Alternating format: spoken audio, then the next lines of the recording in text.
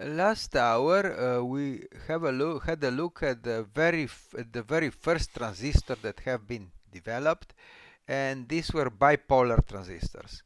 Bipolar transistors are quite different from vacuum tubes. Vacuum tubes are field effect devices. Vacuum tubes with grids. The control grid controls the electric field inside the vacuum tube, and in this way controls the flow of electrons from the cathode to the anode. But bipolar transistors are something quite different. So bipolar transistors are work with flows of charge carriers that may be electrons or holes in the case of PNP transistor holes, and we actually do need some current on the base electrode to pull the carriers from the emitter and route them to the collector.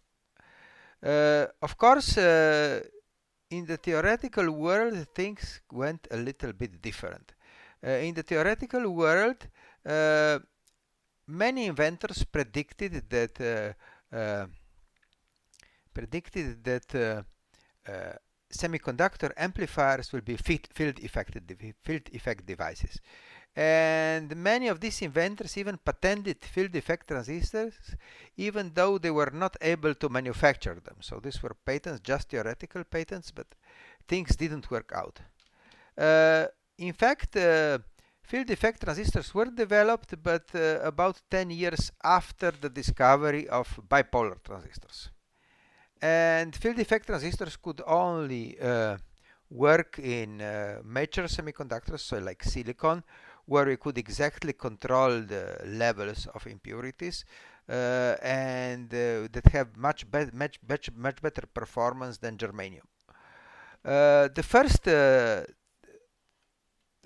field effect transistors that were developed were junction field effect transistors, where the junction between the p-doped region and the n-doped region, the charge in the p-doped region modulated the depletion region between the p region and the n channel. There's a depletion region here, and the depletion region here is not very well drawn on this picture.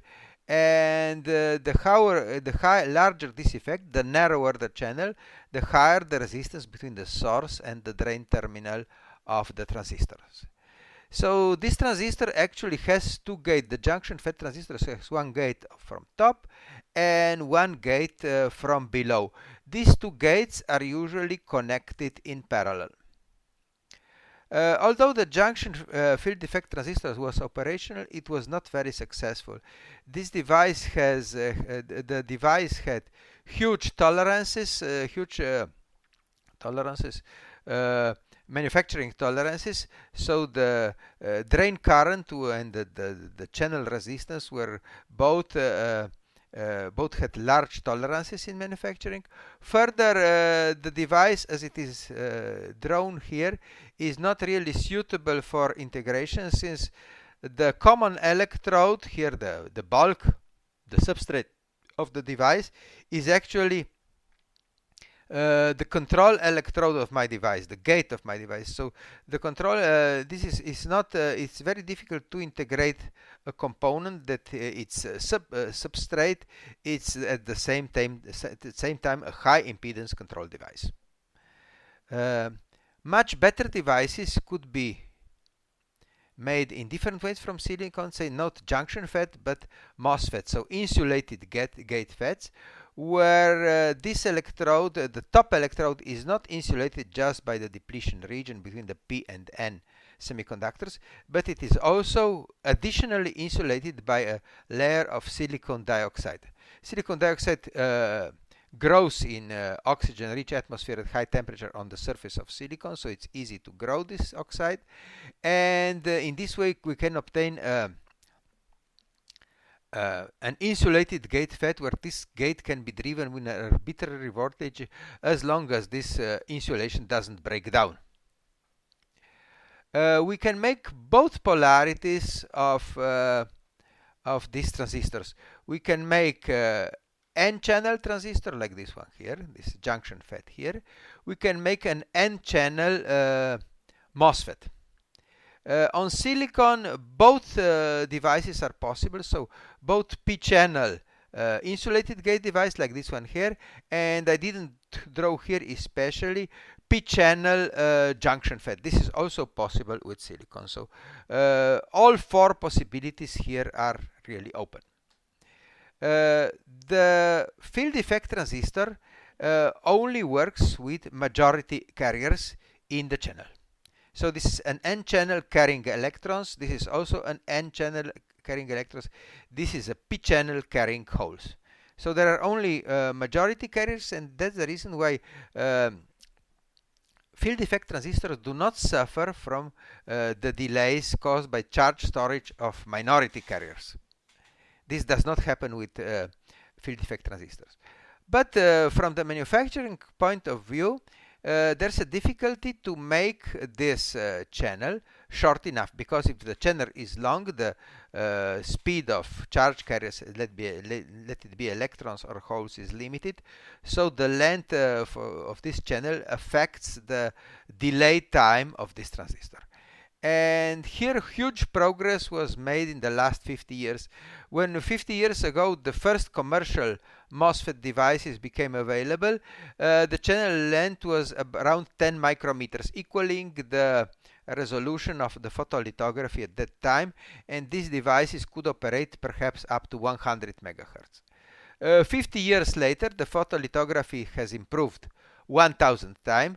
We can today channel lengths of just 10 nanometers can be made, enabling so 1000 times shorter channel enables 1000 times larger frequencies, so frequencies in the 100 gigahertz range for these very short channel devices. So with the field effect transistor, the main limitation is not something built in the silicon like minority carrier lifetimes. It's only the resolution of our photolithography and the ideas behind how to make this channel the shortest possible in a reproducible manner in such a device. So as I said before, field effect transistors allow all four possible transistor types. We have insulated gate transistors, we have junction, insulated gate transistors, we have junction field effect transistors with a junction between the gate and the channel. Usually there are two junctions from both sides. There are two control parameters also for the insulated gate transistor. The insulated gate transistor has one gate on top, but also the bias of the channel, the substrate, affects the width of the channel and therefore the resistance of this channel between source and drain. Usually this bulk electrode is not brought out with many transistors. This is just a theoretical symbol. Very few transistors have the bulk separately brought out to the source. Usually bulk and source are connected together inside the transistor. But from the theoretical point of view, I should also write here the bulk electrode, and this is yet another junction FET. So from one side we have a insulated gate FET, from the other side we have a junction FET in such a device. But this junction FET is usually not used. This bulk is usually connected to the source in most devices.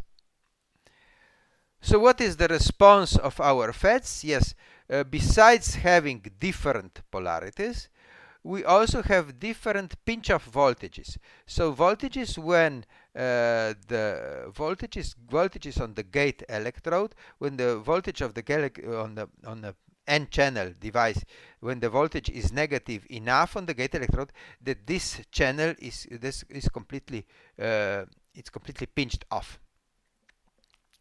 And we may, with different doping profiles, with different manufacturing steps, we can shift this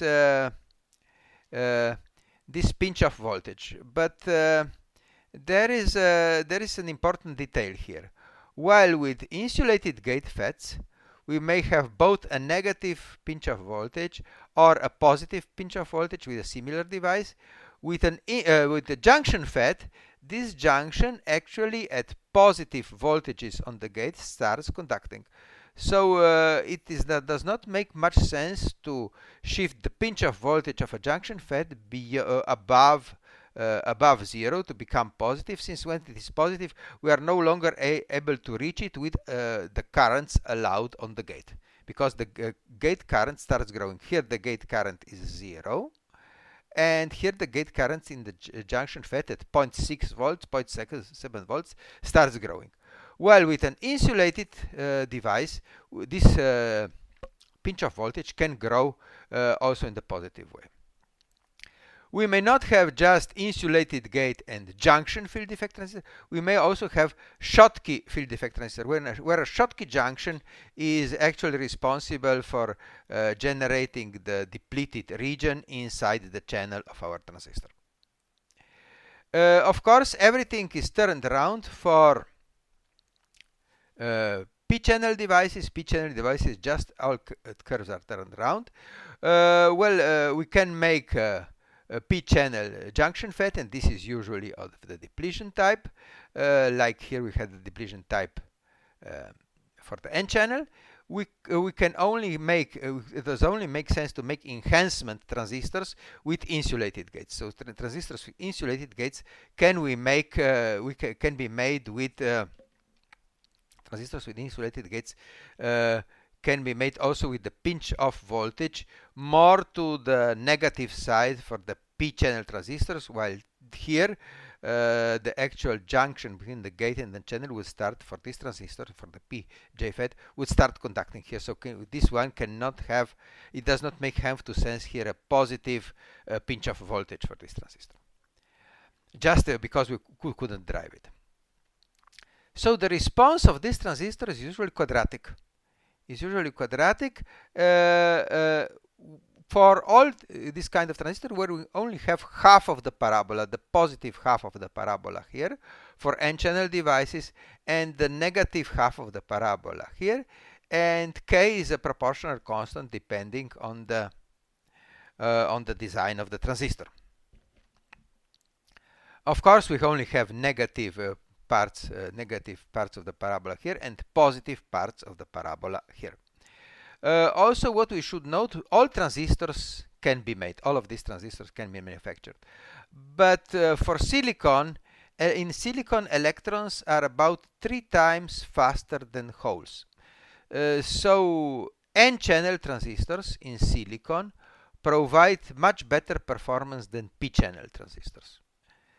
P-channel transistors need to be made wider to have about approximately the same channel resistance, and even worse is in other semiconductors, say in 3-5 semiconductors like gallium arsenide, indium phosphide, gallium nitride.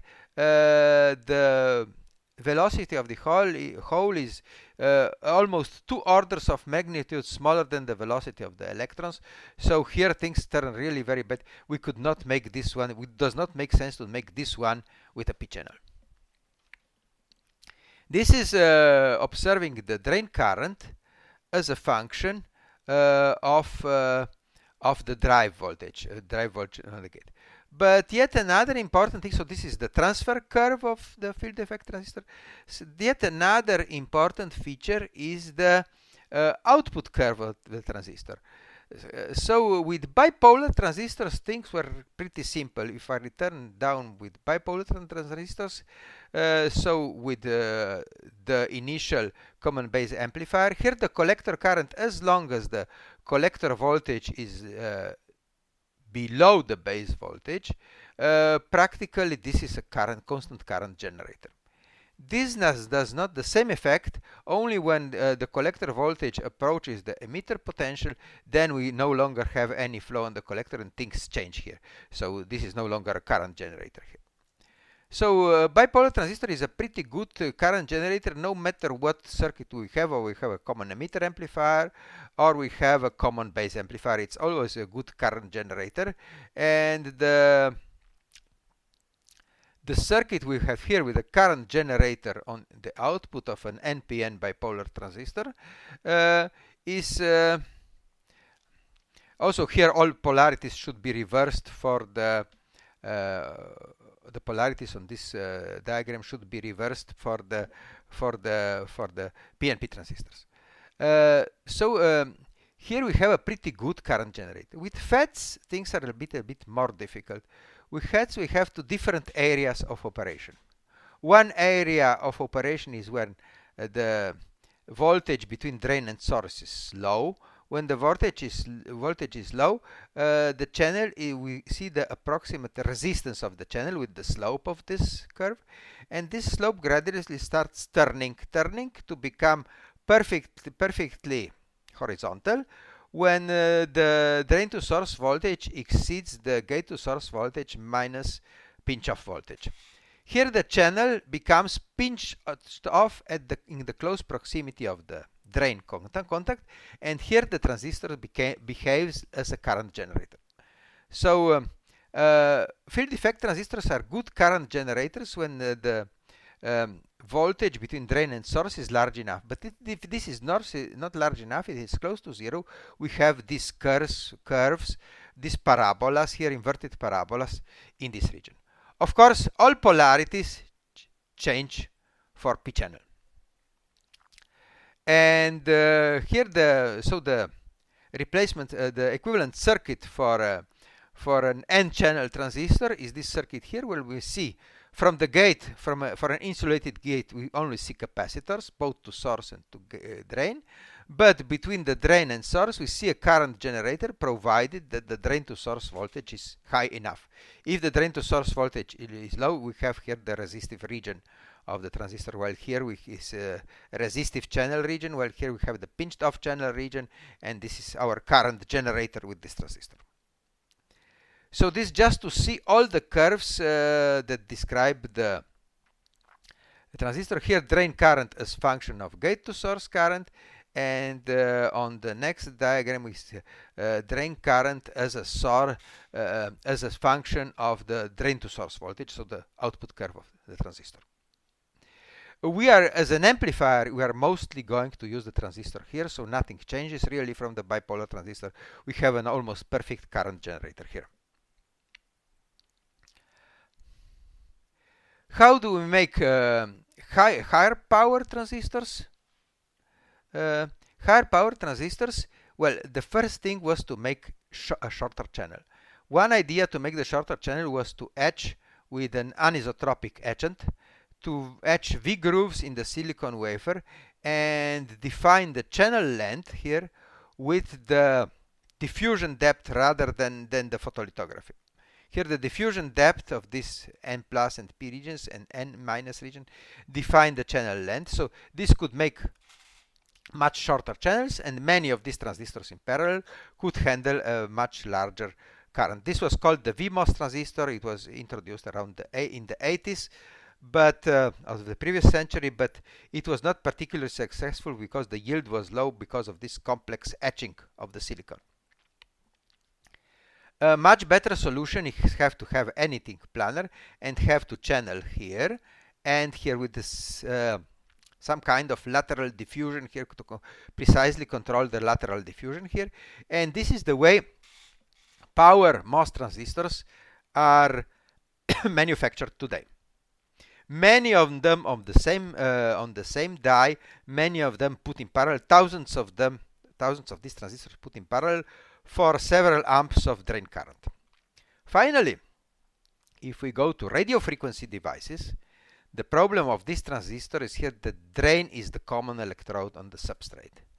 So if drain is the common electrode on the substrate, then drain is usually, we do not prefer to have the drain grounded in our RF circuit. We would prefer to have source grounded, to have a common source amplifier and have source grounded in our circuit, not drain grounded. This can be done in a chip with a slightly different scheme of diffusions.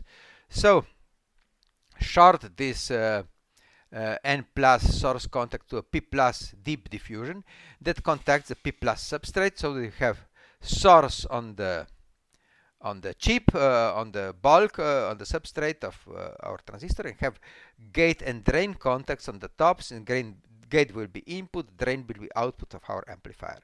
This is a radio frequency lateral diffusion MOS transistor.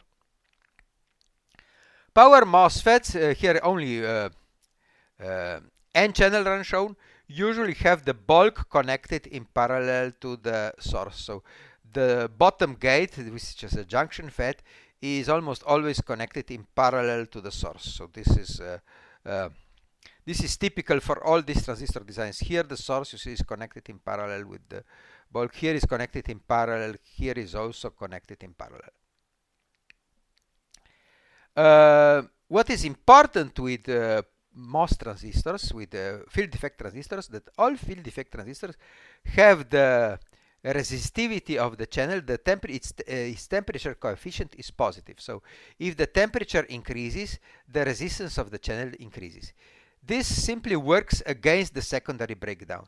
Field effect transistors never have any kind of secondary breakdown because the temperatures and the current simply equalizes over the whole area of the chip containing many thousands of transistors. So parallel operation with MOS transistors is much easier than with bipolar transistor.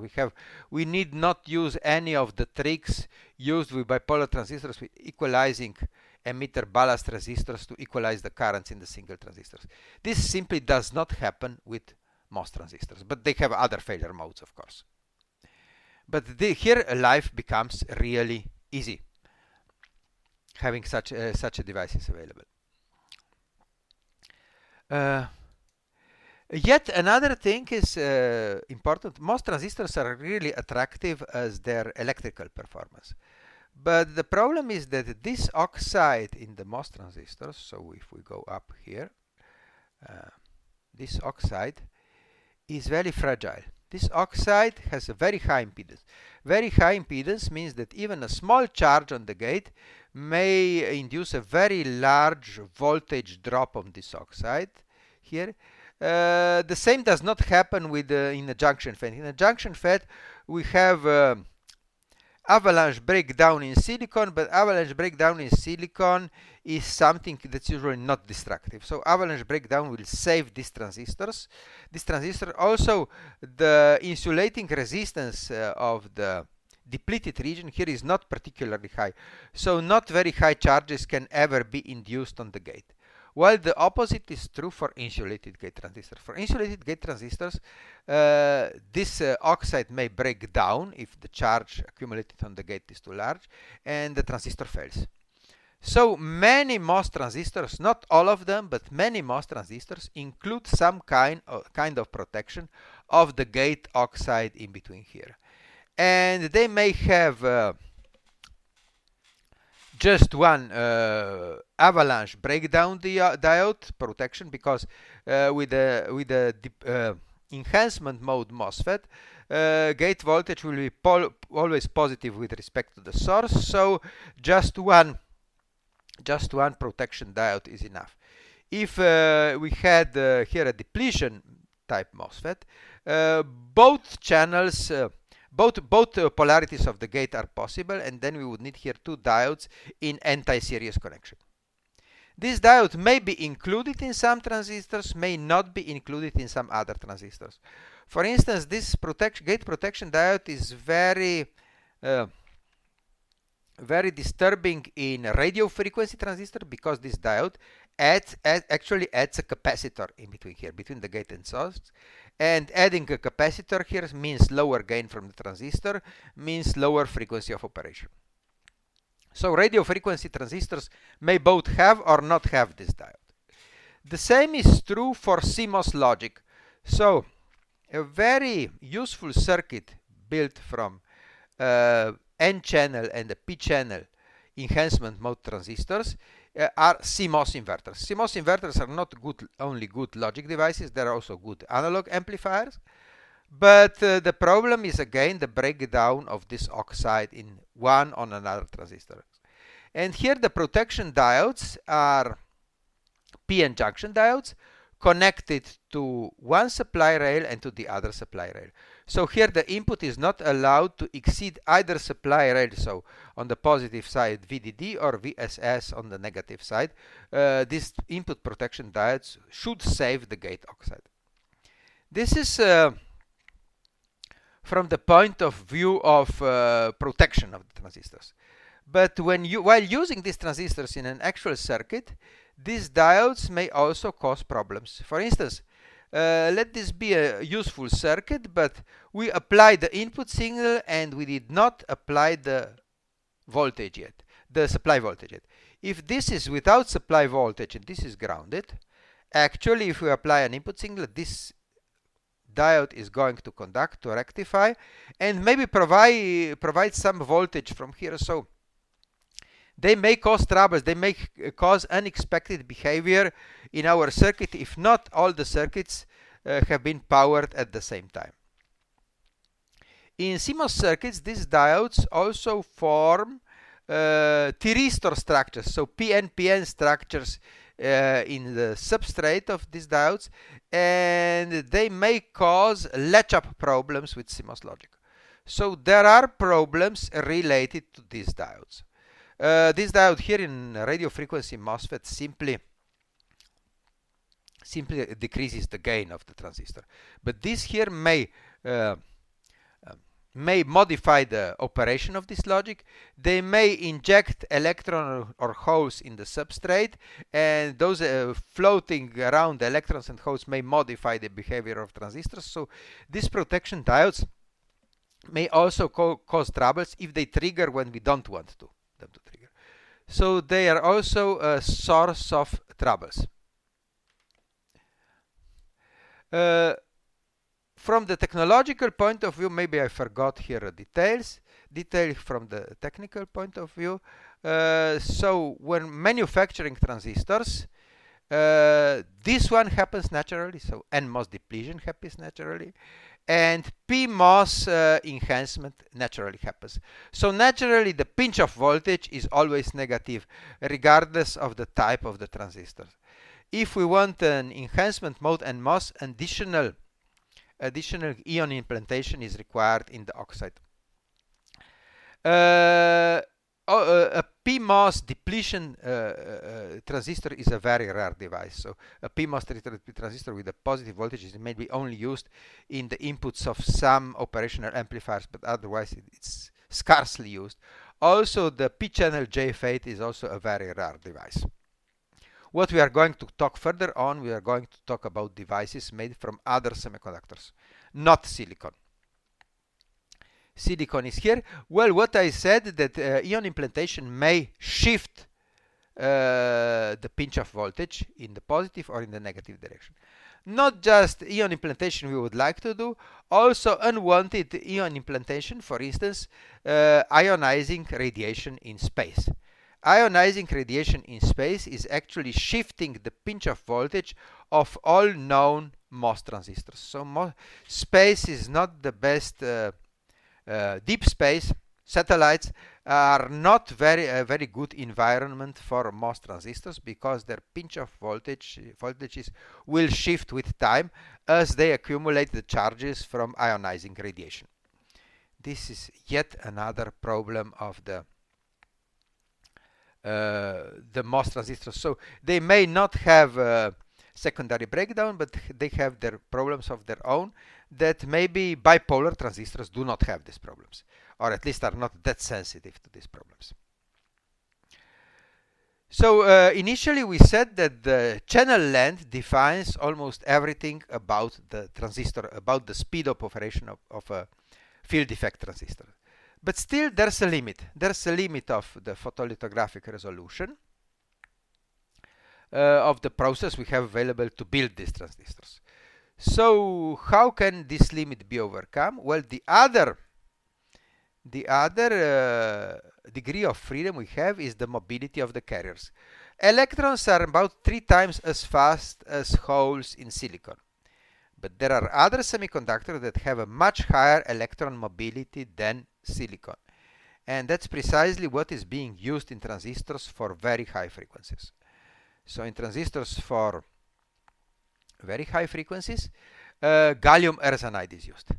Gallium arsenide has a mobility that's almost 4 times the mobility of silicon. So electrons are 4 times faster. We can also expect not just good varactors from gallium arsenide with high Q, but also transistors operating at 4 times the speed of equivalent silicon transistors. On the other hand, gallium arsenide is a little bit different semiconductor than silicon. The natural form gallium arsenide appears is intrinsic. Silicon usually always comes doped, so either P silicon or N silicon, while gallium arsenide comes intrinsic, I gallium arsenide. And we have to ion implant an N channel in a gallium arsenide to build a field effect transistor. Besides, we cannot grow silicon oxide on the gallium arsenide because we have no silicon here. So we have to make our contact in a little bit different fashion. Okay, we have some spacing material here. This is a very simplified drawing. But we should select the correct metal to make ohmic contact for the source and the drain. And we have to select a different metal to make a Schottky junction to implement the channel of the transistor, the depleted region and the channel of the transistor. So this is the only picture where I have drawn this depleted region under the gate contact here. So here the metals are different. This metal is maybe identical source metal to drain metal, but gate metal is different to have a Schottky junction. So the correct symbol for this device is a junction FET, where we have a gate that makes a Schottky junction. This is the symbol of the Schottky diode towards the channel.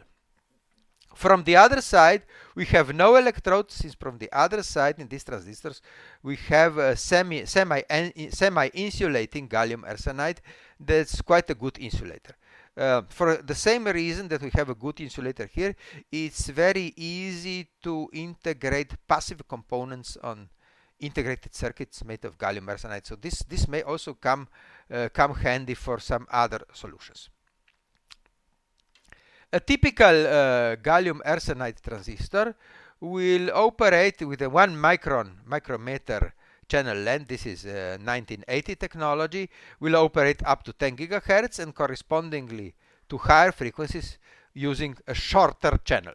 But this is photolithography of the gate electrode. 1 micrometer will give 10 gigahertz, half a micrometer will give 20 gigahertz, and so on.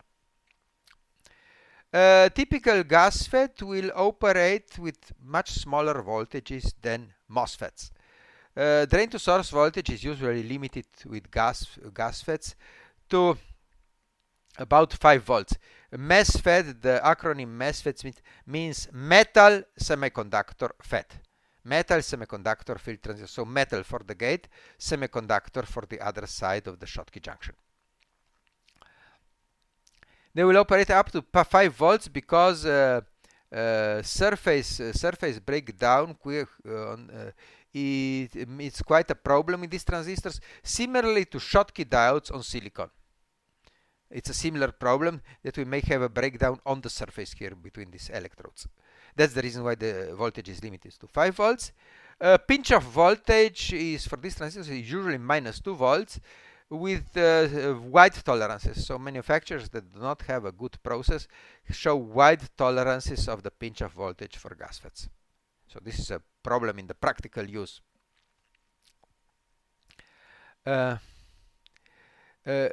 It is also possible to have devices for 10 volts, handling even peak 20 volts, but with different processes to prevent these breakdowns, surface breakdowns on the transistor. Say power MESFETs allow an operating voltage, a supply voltage of 10 volts usually. To look at the floor plan of this, so this was side view, this is top view of the transistor.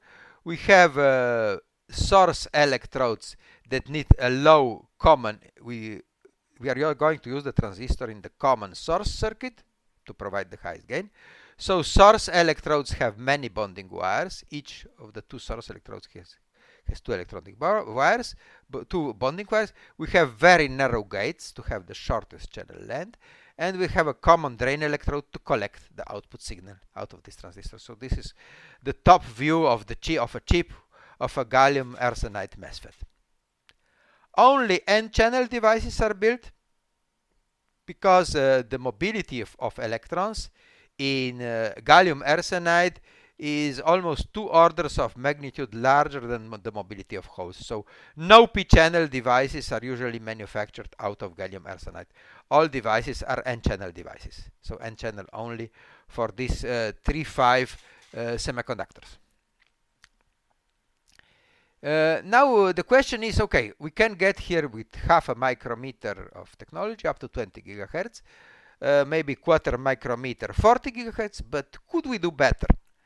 Is there any possibility to do better with other semiconductors than silicon? And the real trick is to increase the mobility of the carrier of the electrons even further, even beyond 5,000. For indium phosphide is slightly above 5,000, so indium phosphide is faster than gallium arsenide, but still not that much. The trick here is completely different. The trick is to build a heterostructure device made from gallium arsenide and gallium aluminum arsenide, an epitaxial layer of a different semiconductor. Choosing the right two different semiconductor on the contact surface of the two semiconductors, that is a quantum well. And this quantum well is filled with electrons even though these two semiconductors are not being doped. It's filled with electrons. And this two-dimensional cloud of electrons that only appears on the interface between the two different semiconductors has very high mobility in the horizontal direction. With the potential of the gate, of course, we can control the amount of carriers in this region. You see here we have a slightly depleted region, so here we have less electrons than here or here. So this is in fact a field effect transistor where we didn't build a channel by implanting impurities to form an n-type semiconductor, but rather we joined a heterostructure of two different semiconductors, and then at the interface of these two semiconductors we get a quantum well, and this quantum well now carries many electrons with very high mobility because this semiconductor is intrinsic, it's not being doped. In undoped semiconductors, the mobility of the carriers is much larger than the mobility of the carriers in the doped semiconductor. So we can have mobilities about 10 times larger than doped gallium arsenide. So this was undoped gallium arsenide. This is clean gallium arsenide, but on this interface we get a two-dimensional cloud of electrons that has very high mobility, 10 times as much as conventional semiconductors. And with good photolithography we can have gates much shorter than half a micrometer. So here now there are several open possibilities to increase the frequency of these transistors. The top view of the transistor is the same as the MESFET. The difference is only in the semiconductors that make up these transistors. This is a big difference between these two transistors. The semiconductor, here we had only gallium arsenide. Here we have a heterostructure of two different semiconductors. And we can have different curves. So the response of a HEMT is much steeper than the response of the MESFET. The blue line is the response of the MESFET. The HEMT has a much steeper response line. It has a pinch of voltage close to 0 volts. And this is a conventional depletion HEMT. But we also can also make with suitable selection of different layers. Here it's not just 2 layers. This 2 layers is for simplification. There's a much more complex structure here. We can also make transistors with a positive pinch of voltage. So with a positive pinch of voltage of 0.2 volts, and the gate drive can now go maximum to 0.7 volts. At 0.7 volts, this Schottky junction starts conducting. The same as here, at plus 0.7 volts, this Schottky junction, it's a gallium arsenide Schottky junction, not a silicon one. So a gallium arsenide Schottky junction starts conducting at 0.7 volt positive bias. And for all three transistors that we're comparing here, MESFET, a conventional depletion HEMT, and an enhancement mode HEMT, all have this maximum gate voltage of 0.7 volts. These transistors can be extremely fast. If manufactured from indium phosphide, high electron mobility from indium phosphide can amplify signals of 1 terahertz. So here we are really at extremely fast devices. With 1 terahertz with 100, I believe 100 nanometers gate length, or slightly less. Now I don't know exact numbers, but here figures are really high because of this high mobility. Of course, the same is true for HEMTs. We do not even have the materials to have the quantum well here in the other direction, say to house holes. We do not have this possibility with semiconductors, and also the mobility of holes is much lower than the mobility of the electrons. And this figure here is really a record size figure. Then we also have devices from even other semiconductors. All these devices like gallium arsenide and indium phosphide, if we build this thing, this special very thin layers to have this quantum well here for the two-dimensional electron gas, all this severely limit the drain to source voltage. It's about 2 volts for a gallium aluminum arsenide, gallium arsenide HEMT is around 2 volts. If we use higher supply voltages for these transistors, then we are going to destroy this special two-dimensional cloud of electrons, and we are going to destroy the semiconductor. So operating voltages are really lower, and low operating voltage is okay for receivers, but is not okay for the transmitters. And for communications, we also need transmitting devices. So we need a higher power device, while voltages tend to become low with high electron mobility transistors, even lower than those of MESFETs. So what can be done? Well, use yet another type of semiconductor. So use gallium nitride. Gallium nitride is a relatively new semiconductor. It was preceded by silicon carbide. Well, silicon carbide has has around 250 different crystal forms, but only 3 are useful for building semiconductors. And this 4H silicon carbide could be itself used to build MESFETs. So we could build MESFETs with silicon carbide, and silicon carbide MESFETs could operate at 28 volts. But a much better solution is to grow a thin epitaxial layer of gallium nitride on top of this silicon carbide, and then add an even narrower, about 50 nanometers, layer of gallium aluminum nitride. So we have 2 different semiconductors here. We have a contact voltage between these 2 semiconductors that will cause a quantum well, and this quantum well will house two-dimensional clouds of electrons. This device may not be as fast as the indium phosphide high electron mobility transistor, but it can operate at high voltages. The drain to source voltage may be 50 volts or higher, with a pinch of voltage of around -3 volts. So this is the performance of this transistor. And these transistors today can be made, because of the much higher voltage and keeping the impedance the same, we can get from one transistor, the parallel of many transistors on one chip, we can get from one chip around 100 watts at 10 gigahertz. This is certainly a record figure not achievable with other technologies, only with gallium nitride. Gallium nitride is a relatively new technology. Other cheaper substrates than silicon carbide are being tested, so this is not yet the final answer here on this lecture. This is just what is successful right now. In fact, manufacturers are looking for a cheaper alternative than silicon carbide, because silicon carbide crystals monocrystals grow very slow. They grow 300 times slower than silicon, and if something requires 300 times the time to be manufactured, it's also 300 times more expensive. So this silicon carbide here is something very expensive, and even more expensive is gallium nitride. But we only need a very small quantity of gallium nitride here to make the transistor. On the other side of the response curve of the gallium nitride HEMT is that this Schottky junction between the gate and the channel starts conducting at about 1.6 volts.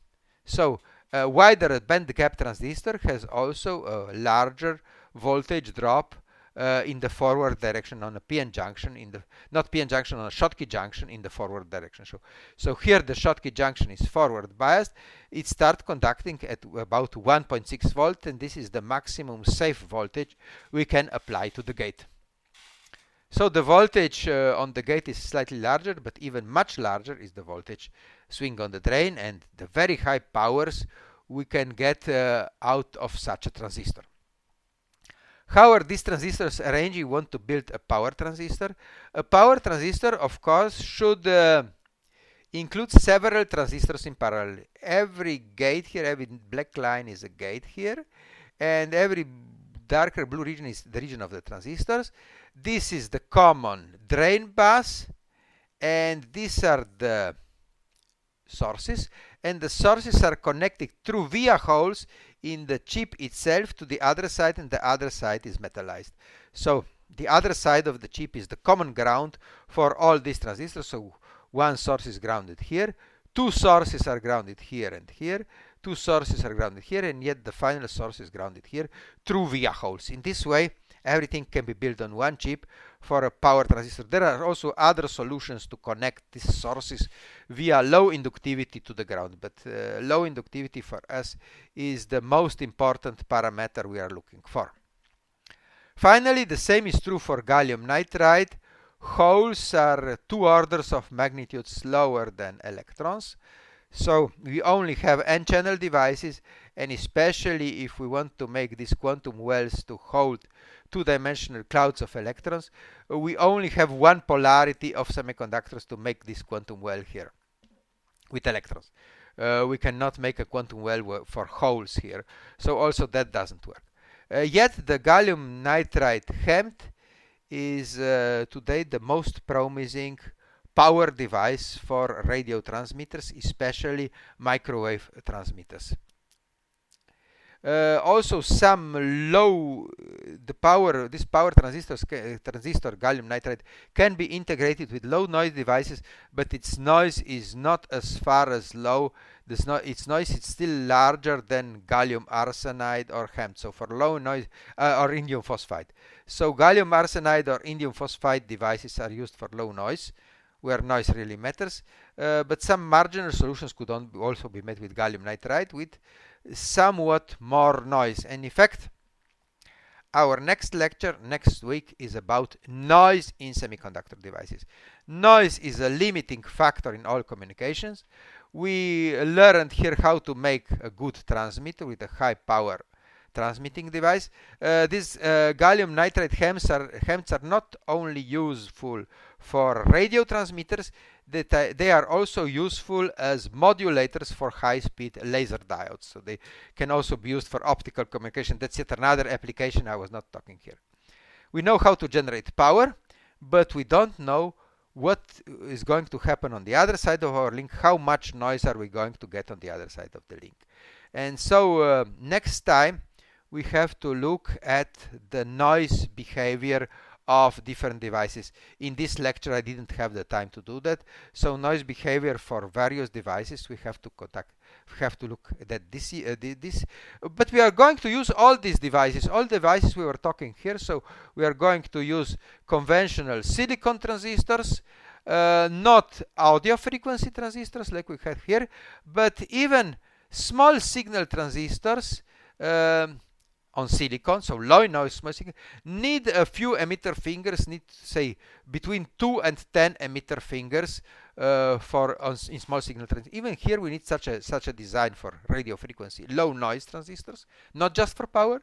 And of course we could do the same with field effect transistors. We can also make very low noise devices.